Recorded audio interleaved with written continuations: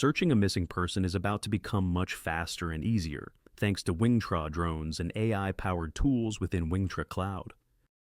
Let's walk through the workflow. We start by creating a new site in Wingtra Cloud. Using default settings, let's create a flight plan, add a takeoff location, and the area we want the drone to search. Once flight plans are ready, they're sent to the field crew.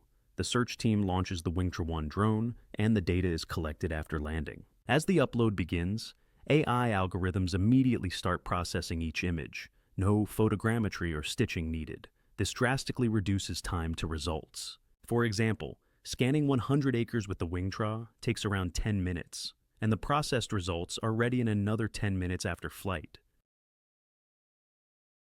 The system flags uncertain detections for human review, where a user can select or reject the detections, drastically reducing the risk of missing someone and training the AI over time.